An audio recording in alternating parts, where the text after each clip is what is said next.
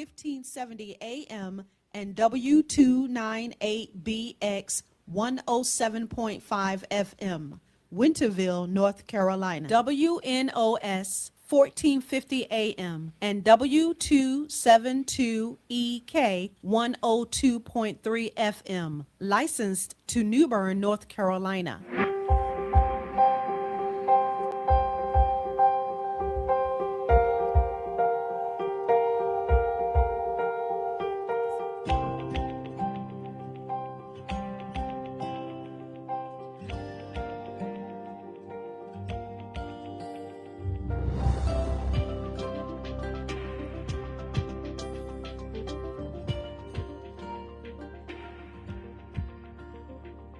Motivations with Glenn.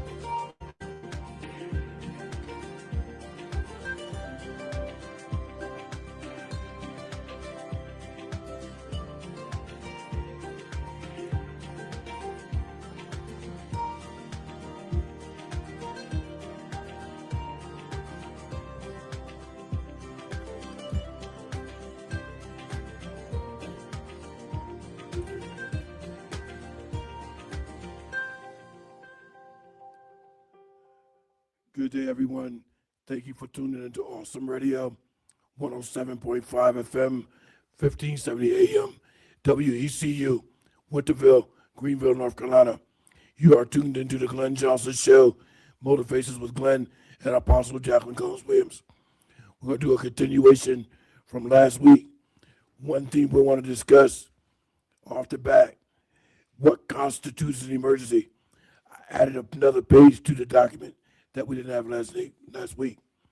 But before we get to that, I just want to mention that upon approval of our owner and general manager, we would like to do a topic on lupus, because one of the reverend associate ministers that attend my church that I go to, she suffers from lupus, and Apostle asked the question last week. I wonder if a lupus can be found in men. The answer to that question is yes. So that's why we want to do the topic on that as well.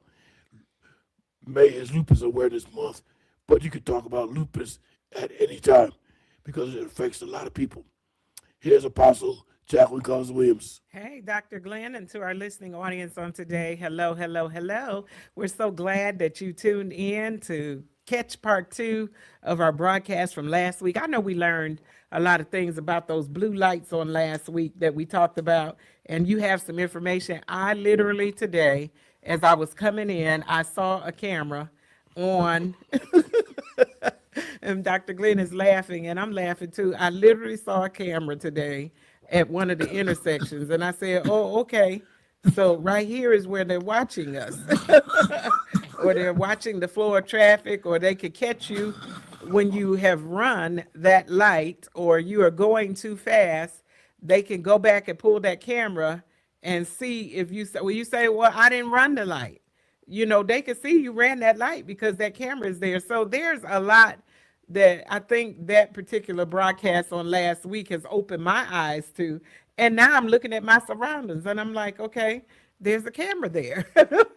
But you know, in Greenville, there's quite an array of those cameras that contain the blue light in a lot of troubled areas and a lot of places throughout the city of Greenville. Mm-hmm. Well, I don't think I saw a blue light on this one. I just saw a camera up there and I didn't see a blue light. So some of them may possibly not have one, but I was looking and I was like, oh, that is a camera there, but I didn't see the blue light attached.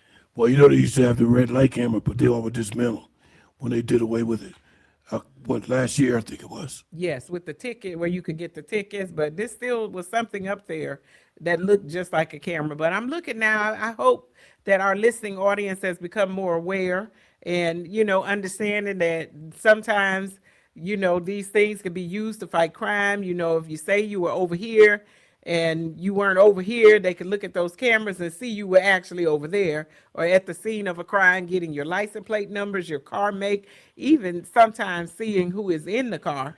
And That's right. if you're out on the ground and those cameras are around, and they could look right at you and see that you're doing that crime. That's right. And although the red light cameras have been dismantled and they're no longer in commission, I've noticed at certain intersections there are cameras, more or less, to monitor traffic situations. Yes, and that's what they said, to monitor the traffic. And we also last week talked about on campus those blue lights being where there are phones, and also in the hospital parking lot, Yeah. that there are phones attached, but there is not an actual phone. You could just press Yeah. the button and it will go straight to the police department, Right. down the police department. Yeah, there's no dial tone or keypad on the call box. Yeah, it just sends you right to the police department, which still, in spite of, not having the dial thing or the keypad, it's still a very powerful tool. And before I got to the station, I had a conversation about that with some young ladies. And I was telling them that we did a topic on it last week. I said, but what I want to share with you importantly is some of the call boxes on campuses and at the hospital is not only for emergencies. It's in case you need to call because you want to escort to your vehicle. So they were very, very grateful that I told them that. Yeah, and that is definitely a powerful tool, that if you're out in the dark, and you're walking alone, that you can get this escort out to your vehicle.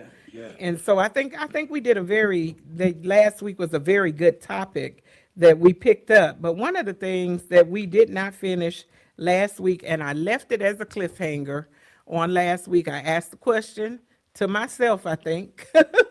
And sometimes I ask them to myself, I want to know, but I put it out there to know this information. And so this week I've come and I've brought the answer to the cliffhanger. And we still have some things on that document that we need to get out to the public. Absolutely. So last week, as we were talking about the numbers for help, we were talking about also numbers where you could call if there's an issue with animals. And also, there are places that you could call for neglect of animals, because, there's a lot of people that may not always take very good care of their animals. And that needs to be reported at some time. Sometimes the animal may need to be taken away. Or sometimes the people that have them need help. And I went as far last week to say openly on the air is that if you cannot take care of your animal, you don't need one. That's right. And I said that last week, and I literally got a text about that after I got off the air from somebody saying, you said, if you can't take care of the animal, and really, it's the truth, if you can't feed it. And listen, we all get down on hard times sometimes, or, we may come down, if you do come down and you're under, financial strain and you can't, and I say, if you can't feed you can't feed a dog. Yeah, I believe that. You can't feed a dog. So I remember, Dr. Glenn, this is not my first time making that statement. I made this statement years ago when I was a pastor, because I had a young lady call me, and she called me and said, hey, pastor, can you give me some money for dog food? And I said, no, I will not. and I made that statement that if you can't feed you can't feed a dog. That's right. They had lost their place to live, and they were going into somebody else's house, and you're going to come in and bring a dog. Not everybody wants a dog. And your well-being comes first before anything. Right. And some people struggling to try to help take care of you, or they're helping you, not because they have so much, but because they're able and they have a little and they're willing to share it. And now you're bringing in a dog. And let me say this before we go to the first break. I believe here in the state of North Carolina, I think I recall it from the officer that was on that show from the North Carolina Wildlife. And he said, if you see a animal in distress, it's a North Carolina law that you have to call for help for that animal. Oh, wow. Rather it's a deer that gets struck by a vehicle, bear, any animal, you are to call help for that animal. Well, I'm gonna need a little work in my mind concerning that, Dr. Glenn.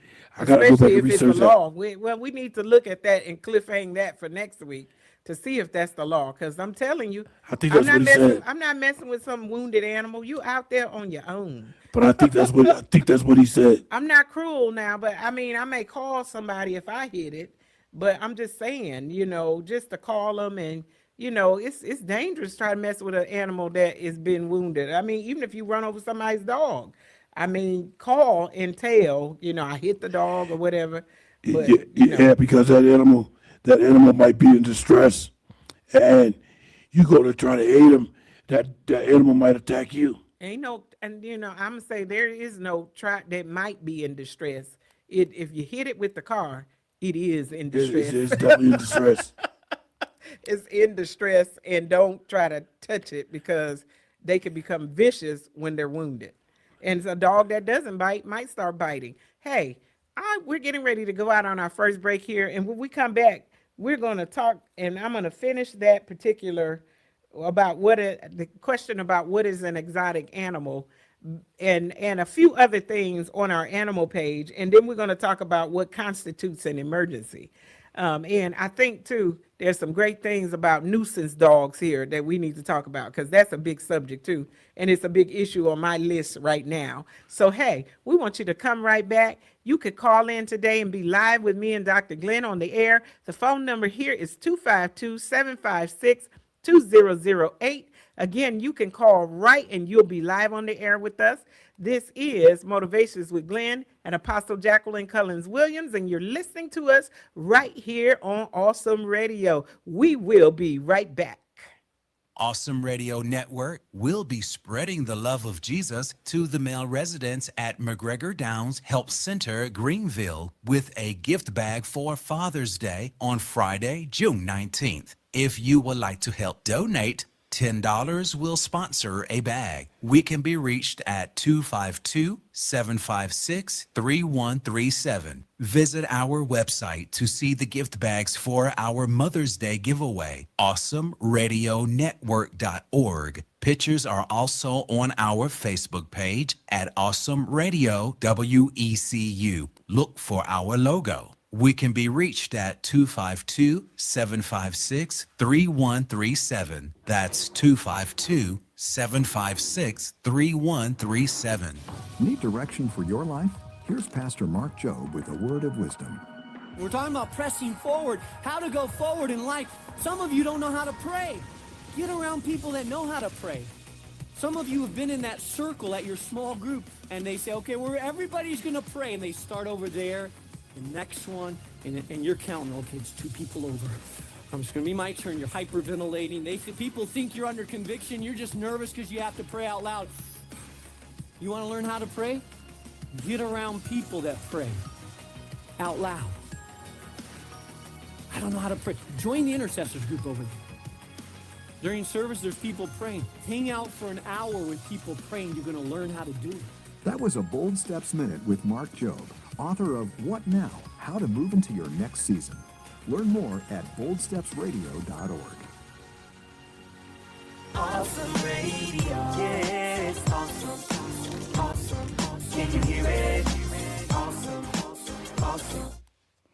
Welcome back, ladies and gentlemen, to the Glenn Johnson Show, Motivations with Glenn and Apostle Jacqueline Cullins Williams, here on Awesome Radio, 107.5 FM, 1570 AM, WECU, Winterville, Greenville, North Carolina, all happening now.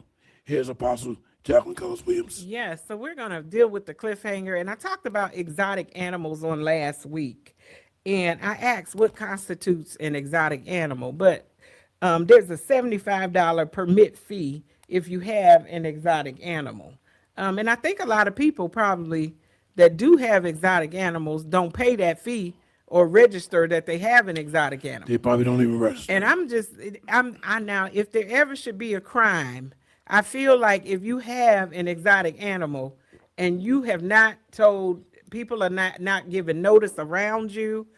As far as I'm concerned, a notice should be pent up for the neighbors and everybody else to know that you have that kind of animal living in that place. And not only that, the reason why, I think one of the reasons why you want to do that is to ensure that animal is not on the endangered species list, because you could probably get fined.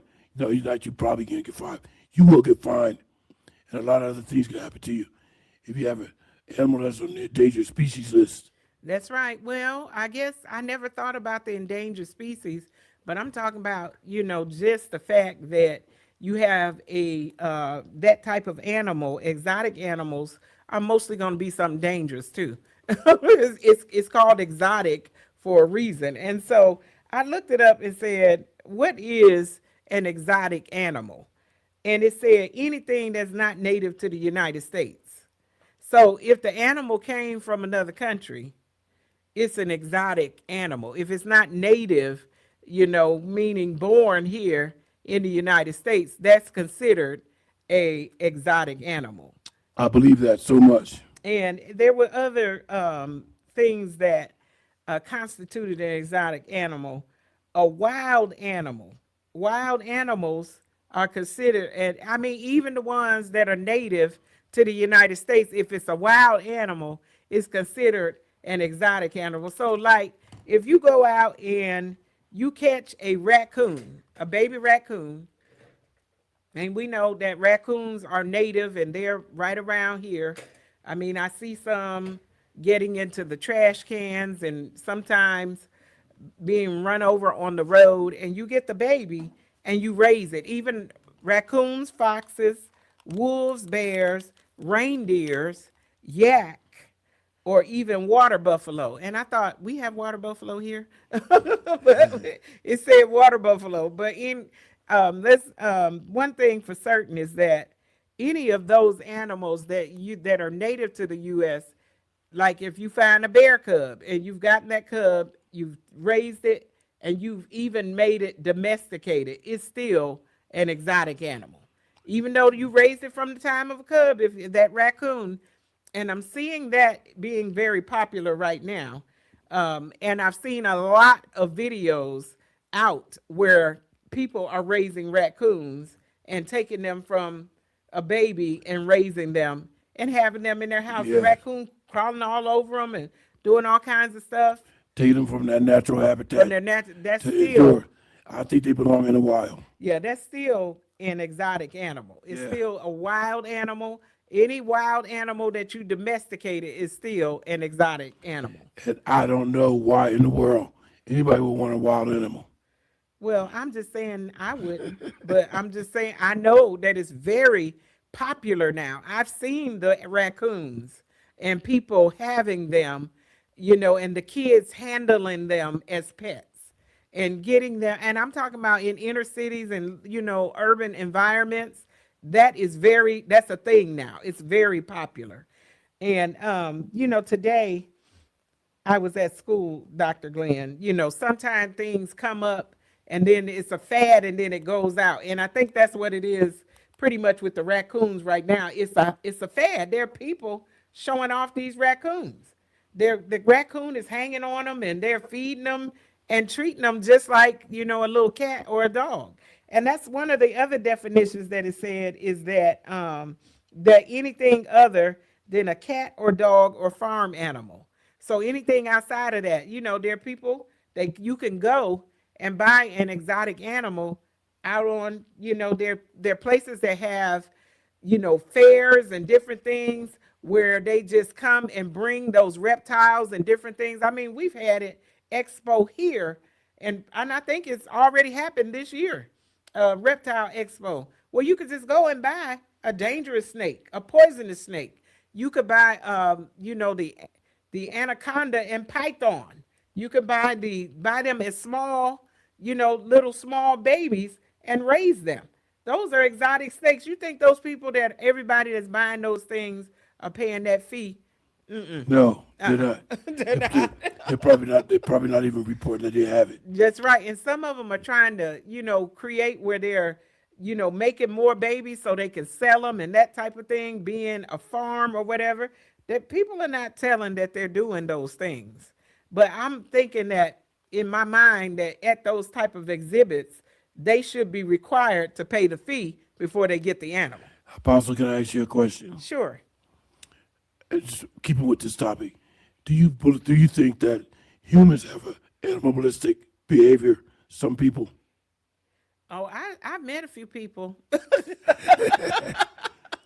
I have met a few people that seriously remind me of animals. And I mean, I hate to say this too, because I've worked, in the room with children for a long time, but I've seen some kids that act like little wild.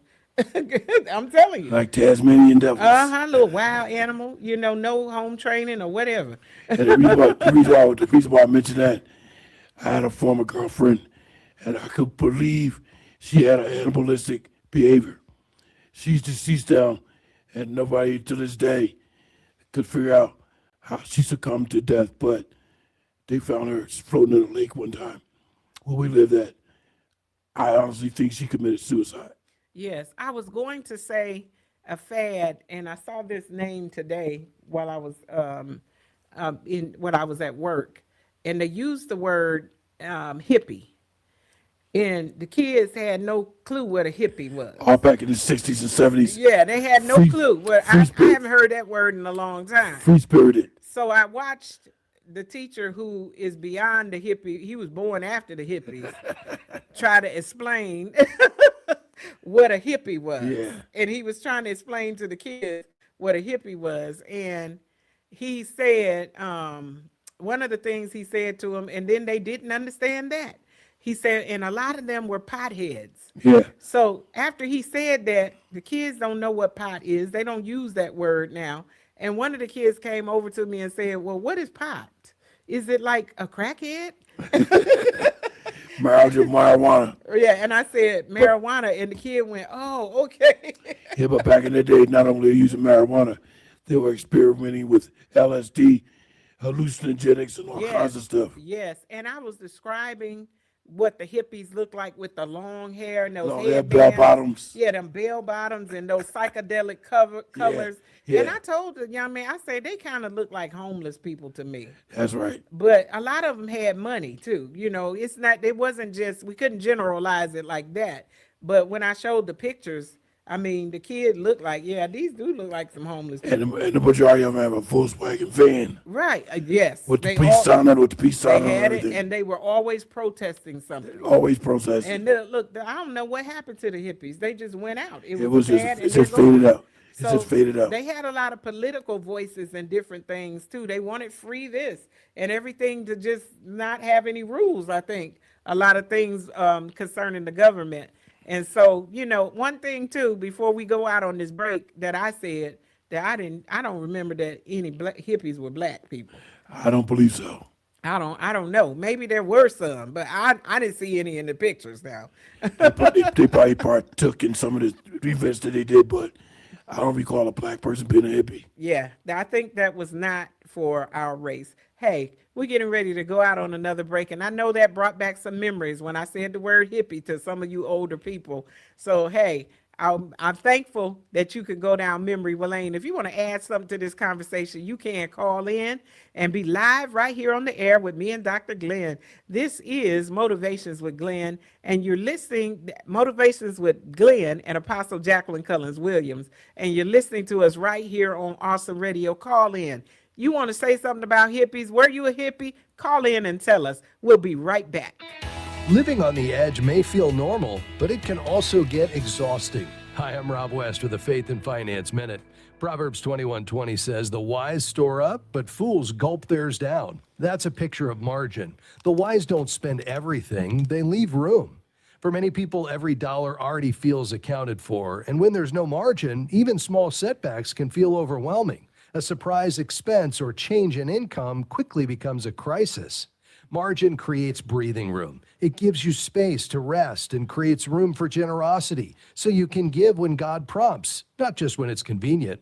So as God provides, look for small ways to create space in your finances and in your life, because where margin exists, so does freedom to trust God and serve others. Discover the best Christian financial articles, podcasts, and videos by visiting our website, faithfi.com, or by downloading FaithFi, Faith and Finance from your App Store. Hello, this is Erin Thompson. Thank you for listening to the Awesome Radio Network. Awesome Radio. Yes, awesome. Awesome. Can you feel it? Awesome. Awesome. Welcome back, ladies and gentlemen, to the Glenn Johnson Show, Motivations with Glenn and Apostle Jacqueline Cullins Williams. I just want to mention one thing. We didn't have enough time before we went to the break. And Apostle had mentioned that a lot of the hippies were protesting and things of that nature. And she's absolutely correct. Because I think they were protesting when they said, well, if it's a free country, then let it be free. Everybody should be free. There should be nobody having a struggle. If it's a free country, it should be what it says, free country. And so therefore, some of those hippies of the white persuasion even joined in on some of the protests for civil rights. Mm-hmm. They were marching and protesting right along the black people. And there was the anti-war. They hated war and those type of things, and they stood against those type of things. I do remember, I'm a little younger, but that was happening, I think, in the 70s, and I was a child of the 70s. Me too, but so I remember some aspects of it. Yes. Like you said, the war, they were totally against Vietnam. Oh, yeah, they were doing a lot of protests and trying to create violence and different things from that, and, trying to keep people from going to war. They didn't believe that our soldiers should be over there in war. So that was one of the things. But hey, we may have to do a little bit more and go down memory lane, because I think when I saw that today, it just sparked something in me just to remember. We haven't heard the word hippie, and I mean, the kids in this generation, ask your grandkids, to those of you that are listening, if they know what a hippie is. They're going to not know, because we don't hear that terminology used anymore. Well, they use hippie for the, like I said, the Caucasian persuasion. But I think as far as African-American or black people back then, they were Afrocentric. Yeah, and that's why I said I don't believe that our race was a part of the hippie persuasion. Now, I'm not saying that of course, there's some of us doing everything, but I'm just saying I don't see largely. When I even Googled the picture of a hippie, there was like no black people on the pictures. Particularly when it came to the big concert, like, they had Woodstock back then. I don't think you saw any black people at Woodstock, not unless they were going to see Jimi Hendrix. But I don't recall a black person being at Woodstock. I don't know, Dr. Glenn. We may have to look that up and see. I've seen all the Woodstock videos on YouTube. And there was no black people on there? I haven't seen that one black person at Woodstock. So this were the hippies then? Yeah. Okay, probably more or less. And can you imagine now some people that were back at that time, they were hippies, and now they're just grandparents, or they're just, business people, and they come out of that mindset in that stage, and now they have to show their grandkids those pictures of them with that long hair and those psychedelic colors on, and how they looked like they were homeless back then. Yeah, because back in that era, there were some political people getting shunned at because they were seen in images where they were burning the American flag, and that totally went against them. That's true. That's true. I did see some things with the American flag being burned. And I think it's illegal to burn the flag. Oh, now. Definitely. Yeah, it's against the law now. Let's go back here. And I have one more thing to say about the exotic animals. And it said that they require specialized care. So if you have an animal that requires specialized care, it's probably considered an exotic animal. Because specialized care meaning that they have to be, you got to get those reptiles, and especially snakes and certain things, you're going to have to get meat to feed them. That's right. You need money to take care of an exotic animal. Yeah. And like Michael Jackson had giraffe money. He had 2 giraffes. Yeah. Well, and you don't even know it was called for to get a giraffe. He had a monkey too. I don't know what was wrong with Michael Jackson. I'm just saying it then, and I'm saying it now. I don't know why he did those things, but hey, he was an animal lover, and we got to let him have it. But I'm just saying, You know, it's not a lot of us that desire to have a whole monkey. Yeah, but let me just support him in one thing. He didn't have a childhood growing up. They was always rehearsing. He didn't grow up like a natural child did. Well, a lot of us didn't have a lot of money to do childhood things. We didn't get grown and go get a monkey or a giraffe. But he had the money to do it. He did, but even if we had the money, I don't think if I had the money right now, I wouldn't go get a monkey or a giraffe. It's more than just the money thing. It's about a mindset too. I see that because you think a totally different way than he did. Yeah, he does. And I'm just saying it was a different way of thinking. You know, the movie just came out too, let's just say that. And there's a lot of things that are showing over and over again about his life. This season, I've learned a few things that I didn't know about him. So, you know, maybe one day we can do a Michael Jackson show. We got 4 minutes before we go to the next break. And I promise when we come back, because we'll have 20 minutes remaining, we definitely going to go back and take a look at what constitutes an emergency, because I did add a second page to the one document that we did have. So we definitely want to give you some great information. Definitely. I want to talk here about illegal dog fighting because that's on our paper here. And we can do these couple of things in 4 minutes and be done so we can finish that. Illegal dog fighting. I don't think that is very popular. I don't know that it's popular down here or not, but I know in some cities it is. I don't think it has been popular since Michael Vick's situation. Well, no. In other places, there are still dog fighting. I mean, it was popular then with Michael Vick because it was going on. But sometimes in cities and different things, people are breeding these dogs for dog fighting. And there's always an underworld around where those things are happening, you know, where those type of things. And it talked about also here, animal cruelty and public nuisances. That's the one I really wanted to get at. Now, it says that a public nuisance is a animal or a group of animals are declared public nuisances, frequent habitual howling. So if the dog is howling all the time and keeping people up like your neighbor's dog, that's a public nuisance. Yelping and barking all the time, fighting or making other noises which disturb the neighborhood. So if that dog is whining all the time and is whining at 3 o'clock in the morning, you can't call somebody because that is considered a public nuisance. And it said here also, chasing, snapping, or attacking a pedestrian, bicycle riders, or vehicles. Because, you know, some dogs will chase your car. Turning over garbage containers, damaging gardens. So somebody else's dog is getting in your trash. That is considered a public nuisance. Damaging, digging in your garden. You know, somebody else's dog and come over there and digging up your stuff. That's a public nuisance. Flowers or vegetables running at large while in heat. So the dog is out and let loose while they're in heat, and everybody else's dog is trying to get at that dog and mate with them. So that's a public nuisance. The dog needs to be put up.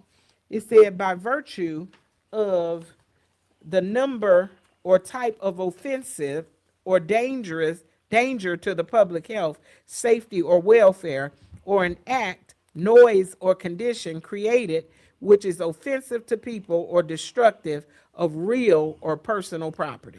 And could we as human beings, could we create a public nuisance?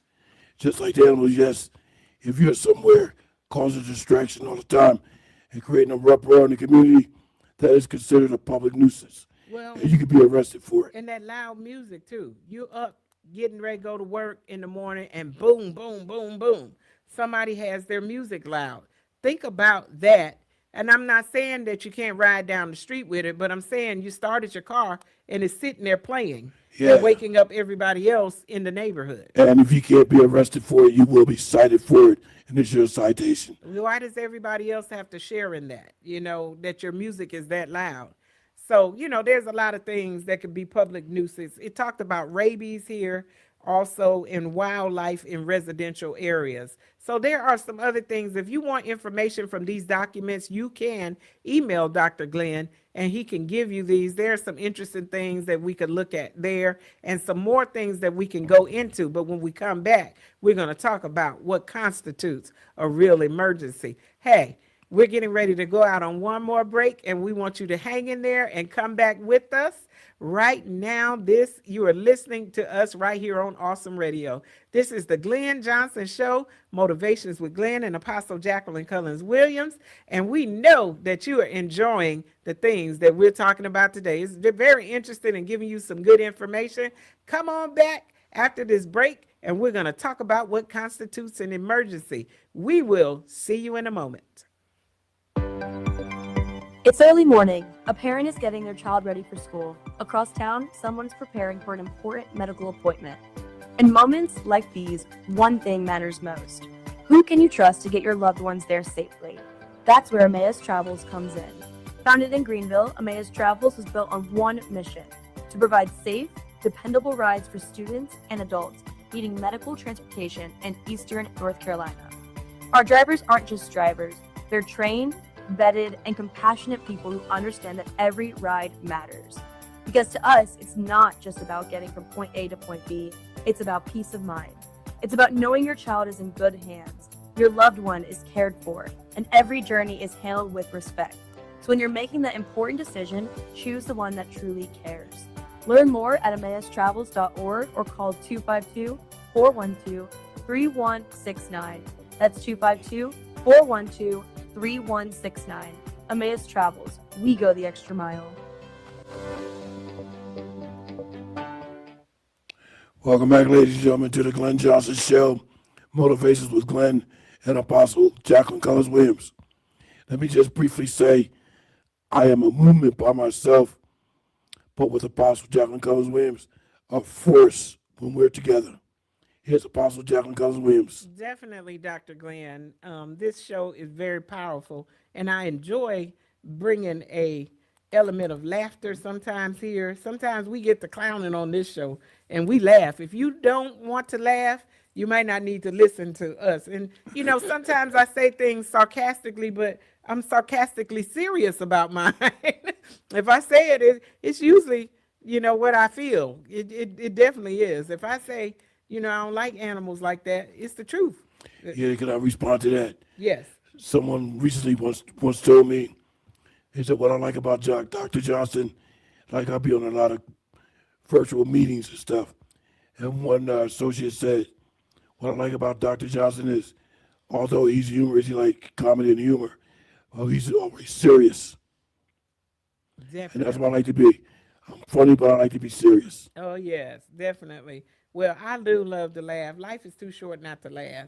And I think we've talked several times about putting out and doing a show that talks about laughter and the benefit of laughter in your life. That's right. Yeah, because you need to be laughing. You know, it's so much craziness going on. You got to be able to laugh over some things. So we're talking about here right now what constitutes an emergency. Because we talked about last week, we talked about the numbers to call. We even gave you numbers for the police department. We talked about the difference between the sheriff department and the Greenville City Police. Let me correct you on one thing. Okay. Because I had to do this recently to somebody. It's not a sheriff's department, it's sheriff's office. Because here in North Carolina, if the sheriff is elected, it's an office. If the sheriff is appointed, then it's a department. Like Okay. California, they're appointed, so it's a department. So it's a department. Okay, well, thank Just you. like the president, office of the president, because he was elected president. So it's an office. Okay, so I am standing corrective. That is the sheriff department, you said. Sheriff's office, Sheriff office. It's an office and not a department. not a department. That's I correct. said department. Okay, and it's an office. Okay, I'm writing it down right here. As I'm sitting, I just want to give you a so little I bit- can get it in my mind. yeah. Okay, so we're going to talk about right now what constitutes an emergency. Because, you know, I know here in Pitt County, they've implemented a program that, you know, to help combat people calling 911 and getting over to the emergency department for regular doctor things that they should see a doctor for. And they have a particular program that goes out and visits the people. Yeah, that's Pitt County Community Paramedics. Yes, the paramedics that go out and visit the people to help them, you know, be able to weed through things, you know, because sometimes you go over there and that particular department, you could be sitting out there forever and a long time. Like Yeah, because sometimes you can just go to urgent care. A lot of facilities have urgent care now. And on this document on the second page, we have when to go to the ER versus urgent care. yes, we do have that. And sometimes it's a lot of things going on, a lot of people sitting around in there, and they don't look like they're bleeding to death, or it don't look like an emergency. They're just in there. Yeah, because let me tell you something. Mm-hmm. If you go to the emergency room, and you sitting there for long, because it's a long wait in the emergency room, because they have to treat the most critical first. You might have got there before them, but their condition might be more life-threatening than yours, and so you're going to wait a little bit longer.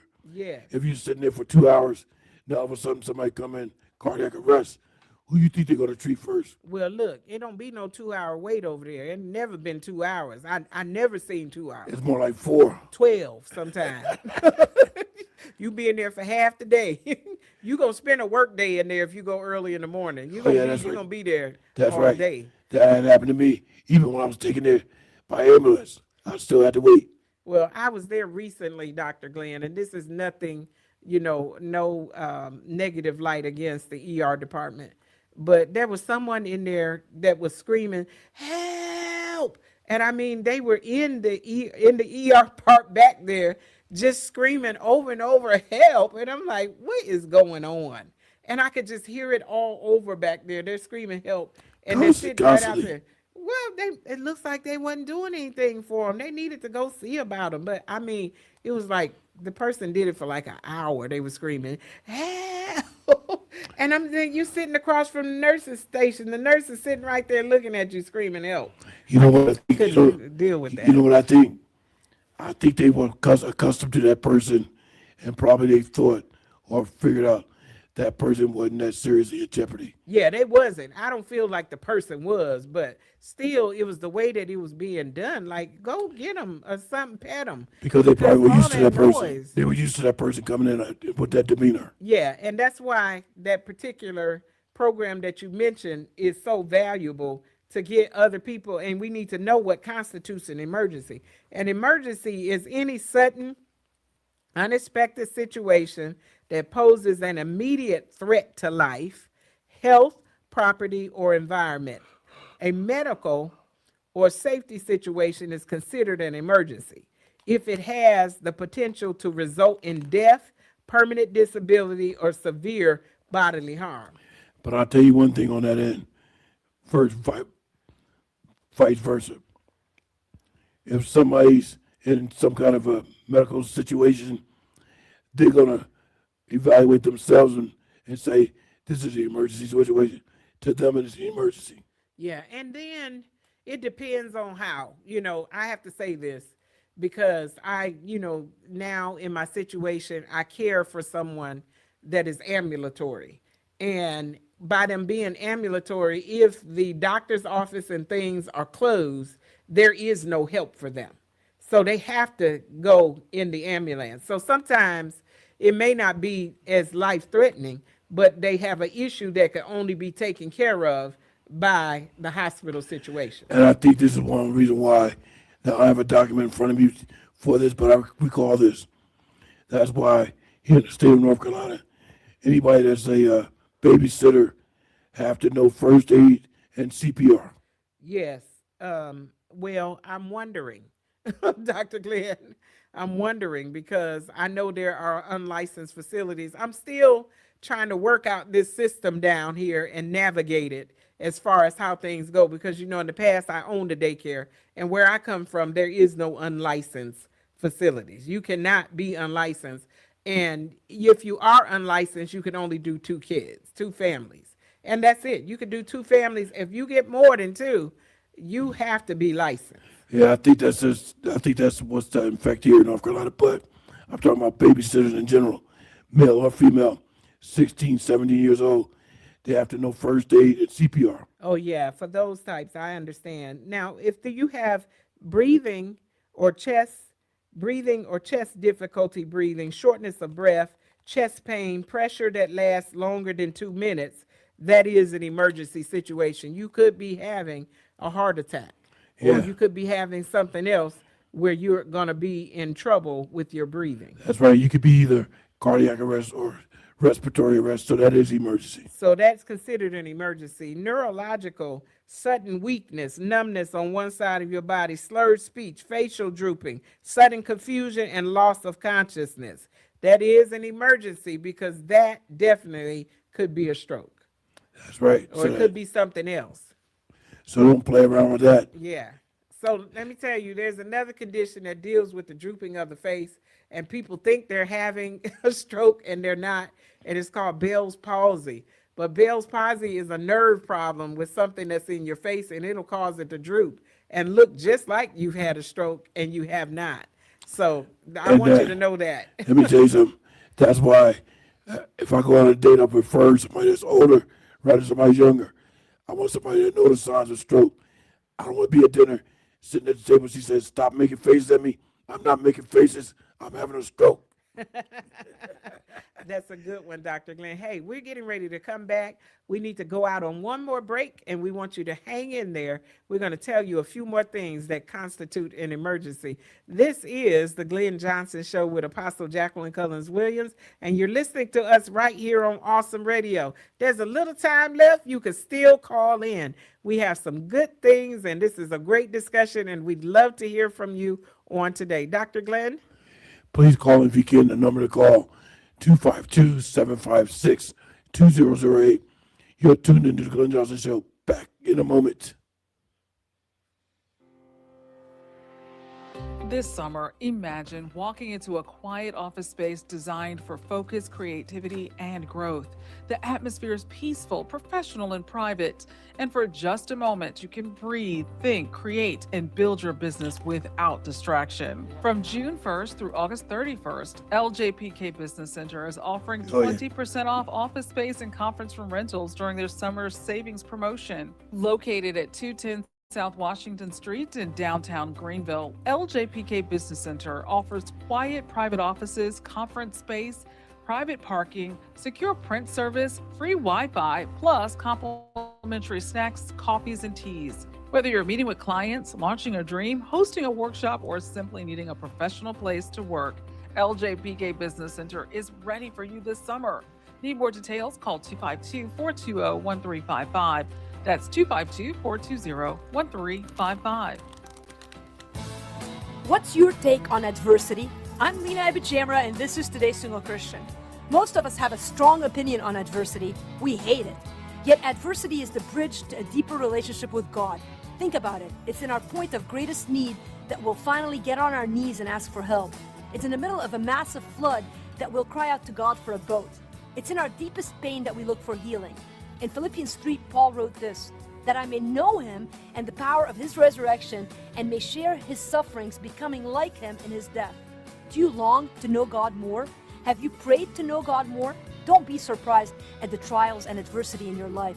Each obstacle you face is meant to shape you into a clearer image of the Savior. It's in your suffering that your fellowship with the Savior is nearest. Won't you yield to God no matter what comes your way, trusting his presence to guide you through to the other side? For resources to help you do that, visit todaysinglepchristian.com. Awesome radio. Yes, awesome, awesome, awesome. Can you hear it? Awesome, awesome. Welcome back, ladies and gentlemen, to the Glenn Johnson Show. Motivations with Glenn and Apostle Jacqueline Cullins Williams. I want to mention that we do have a person that's listening from Ohio by the name of James Rose. He just chatted. Great discussion. So I chatted back to him. Call in with a comment or question. The number to call is 252-756-2008. That's Mr. James Rose in Ohio. Apostle. Yes, we'd love to hear from you. And we know this is some good stuff that we're talking about. Now, let me say, Dr. Glenn, there are two types of emergencies, those that are medical versus those that are not. And I'm sure that 911 will dispatch which will be the medical emergency staff versus a fire truck that would come and take care of a non-medical emergency. So I was looking here and I began to notice the difference that there, where it says like fire and heavy smoke, or you suspect that there's a gas leak, they're not going to call the EMS, the medical response people unless somebody's hurt there. That might be a different group that they call, which is the fire department or some type of emergency people that work with it in that area. Okay, I'm a former firefighter. Let me tell you the reason why sometimes you might see a fire truck at the scene of a medical emergency. That's because everybody at the fire department more or less is EMT or EMS. So they have the credentials and the certification to treat you if you have a medical emergency. Now, the reason why they in the fire truck is because when they leave the fire station, they might not take the rig because what if they get a call about a fire? Now they're far away from the station to go back and get the fire truck. So they already have a fire truck with them to go to that fire. Yes, and some other kind of vehicles too. I've seen them driving that said fire and rescue. Fire rescue, yeah. Yeah, so that's a different type than, bringing the whole truck. But also it said here, bleeding and trauma, go to the doctor, call 911 if you have bleeding, uncontrollable bleeding, severe burns, head injuries, accompanied by vomiting or confusion, major broken bones where it's protruding from the skin. Yeah. That all needs to go to the emergency. And that constitutes an emergency. Poisoning, swallowing a poisonous substance or experiencing a severe drug overdose. You need to call about those particular things. That constitutes a 911 emergency. And let me just point out something else. In a lot of jurisdictions, you might see police arrive with the first responders as far as firefighters or medical responders. Yeah. There's a reason for that, particularly if it's a known problem area, crime area. That's why the police arrive with them. Mm-hmm. To Well, protect and it them. doesn't have to be crime. It depends on if there could potentially be a crime. Right. I remember, when I owned my daycare, I had a child that had a high fever, and I did not know the child was sick. And some parents, they do that. They want to go to work, so they won't tell you. They'll give the child some Tylenol when they have a fever and don't tell you because, our rules and different things said if the child has a fever, they can't come to daycare. So they'll give them the medicine. By the time lunchtime and nap time is there, the Tylenol has worn off, and now there's a high fever. Yeah. And they don't tell you. And that's what happened in that particular situation. Well, this kid had an extremely high fever, and he was sitting right there in front of me. I was looking at him, and he made a groaning sound. And, I called his name. He didn't answer. But I went over and I flipped him over, because he was on his face, on his knees. And I flipped him over. And when I flipped him over, he immediately went into a seizure. Yeah. So I called 911. And true enough, when I called 911, because there you have to be registered. That property or where you are doing a daycare business has to be registered. And so the police are coming too. So immediately they came and walked all the way through my house. They did. I was like, what are the police doing here? I'm like, and I mean, they came in and came out quickly. They saw it was nothing except that the child was having a seizure from a high fever. They left. And I mean, I took the child right to the emergency room, called his parent, had the parent to meet us over there. And, it was that foot and mouth. Yeah. That child had foot and mouth. And I want to just say that also, you go to a medical facility here in North Carolina, it's always posted when you walk in to have on a mask or wear a mask if you have flu-like symptoms or coughing and things of that nature. They want to know right away. So you protect them and everybody that's waiting along with you. Oh, yeah, that's true. And then they try to I think I saw some division in sick people versus people that were not, that were, a division with that type, the ones that had the mask on versus the ones that were not. And so, some places they will definitely divide you and make sure that you're aware that you're not spreading something like COVID to people that don't have COVID. Yeah, that's true. Yeah, and I mean, looking at people, you can't tell what kind of emergency or what kind of pain they're in. But sometimes it looks like a lot of people are just sitting around over there, and they're in that emergency department because maybe they don't have insurance or maybe they don't have anywhere else to go, and maybe this is the only way that they can get in to see the doctor because it's on the weekend and they have to work during the week. So there's a lot of instances, you know, that could cause other people to be there for non-emergency. Yeah, and I think that the fact that they have urgent cares now, and they have particularly as the community paramedics, is to cease all these people going to the emergency room in general.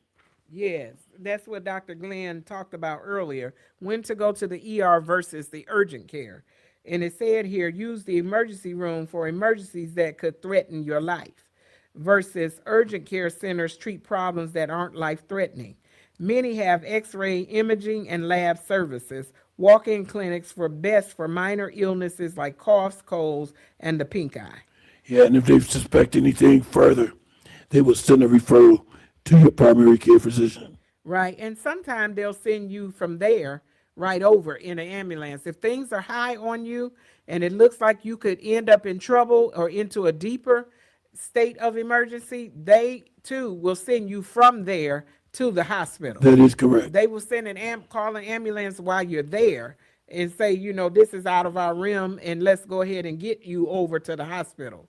You need to be seen over there because we can't treat you here. You know, let me just mention something real quick. I have been trying to get scheduled for a colonoscopy. I actually rescheduled because they won't do it at a outpatient center.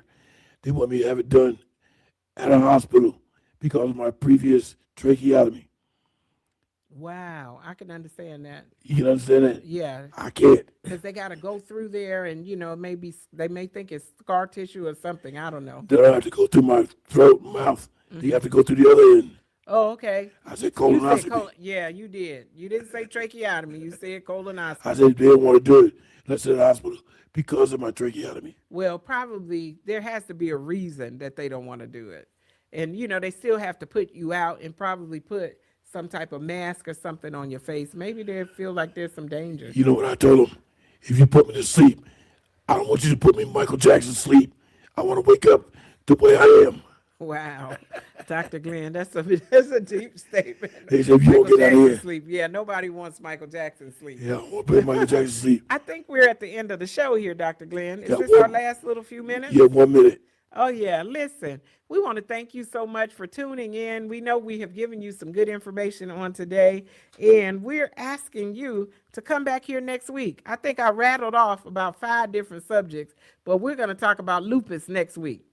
And we're going to bring some information so that we can look at lupus. It's very common in the Black community, and there's some information that we need to get out to you on lupus. There's some people I'm going to interview about it. I was hoping to have a guest on, Reverend Kathy Harper, but she's taking care of a lot of medical situations, so she will be unavailable.